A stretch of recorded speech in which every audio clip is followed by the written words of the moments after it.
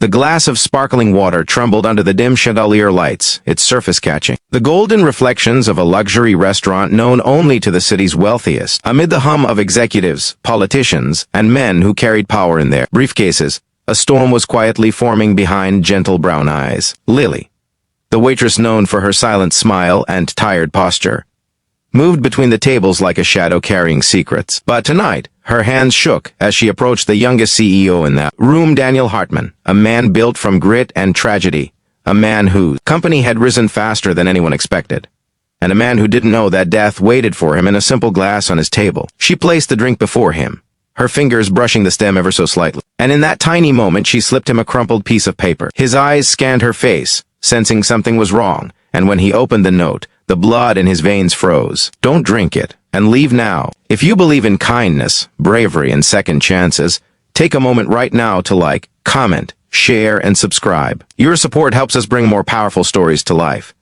Daniel didn't look up right away. People often handed him things: business cards, invitations, investment proposal, but never had a stranger handed him a warning written in trembling handwriting. His gaze rose slowly, and he found Lily already turning away, pretending to adjust another table as though every heartbeat wasn't threatening to give her away. Something in her eyes, fear, urgency, desperation, made him reach out instinctively. Instead of standing up and walking out as the note demanded, he gently grabbed her hand before she could escape. She stiffened instantly, expecting him to expose her or worse, but he simply held her trembling fingers with a silent message: "I trust you.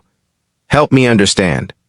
Lily wanted to pull away. She wanted to run. She wanted to scream that none of this was her fault, but she also knew this moment had been building long before tonight. For 3 weeks, she had been overhearing whispers: an executive with a grudge, a business partner who had been ousted, a man whose greed outweighed his humanity. She had heard the private conversation in the secluded, very important person booth, a conversation she was never meant to hear, where two men discussed that tonight was the night Daniel Hartman would drink his final decision. Lily, a woman who had nothing to offer and nothing to lose except her little brother waiting for her at home, made a choice most people would run from. She chose to step into danger for a man who was practically a stranger.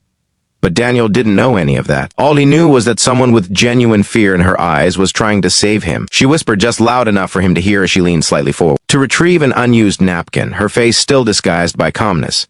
She explained that someone had tampered with his drink. She told him she didn't know everything, but she knew enough to understand he was in danger. And then, her voice cracking ever so slightly, she begged him to trust her.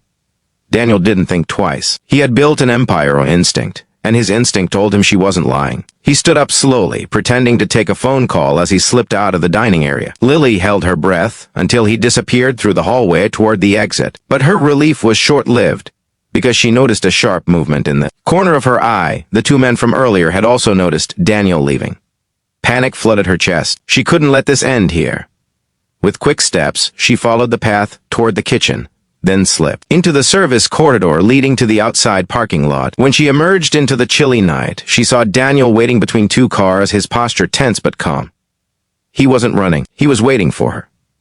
And that was the first time Lily saw the quiet strength behind the public persona. A CEO. He asked her how she knew. She told him everything. The overheard conversation, the threatening look she had noticed around him, the strange men who kept coming to the restaurant at the same time he did. Daniel listened not as a billionaire, not as a powerful figure, but as a human being, realizing someone had crossed a line into his private world with malicious intent. He thanked her with a sincerity that shocked her. Her shift wasn't over. Her paycheck depended on every hour she worked.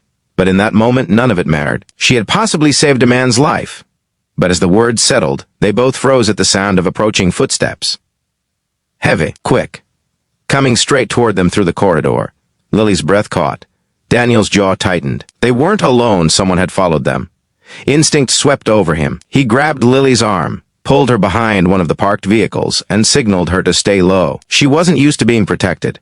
She wasn't used to being valued. Her life had been a series of hardships: dead parents, raising her sick younger brother on her own, take double shifts to pay for his medication, and hiding her struggles behind smiles she didn't feel. Yet here was someone shielding her despite being the one in danger.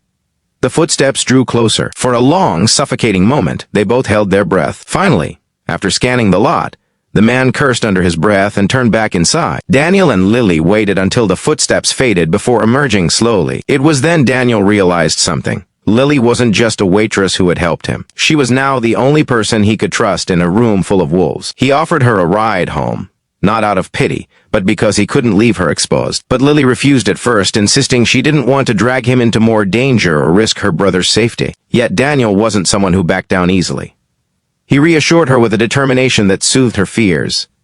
She finally agreed, and the moment she stepped into the car, exhaustion hit her like a wave. She hadn't realized how tightly she had been holding her fears, her breath, her entire world. On the way, Daniel asked about her brother, about her job, about her life. Lily hesitated. She had spent years hiding her story because people either pitied her or dismissed her. But something about Daniel's voice, steady and warm, gave her courage. She told him about the nights she worked until dawn, about her brother's medical bills piling up, about the dreams she once had before life demanded she survive instead of dream. Daniel listened silently, and for the first time in years Lily felt heard. When they reached her tiny apartment, Daniel waited until she was safely inside.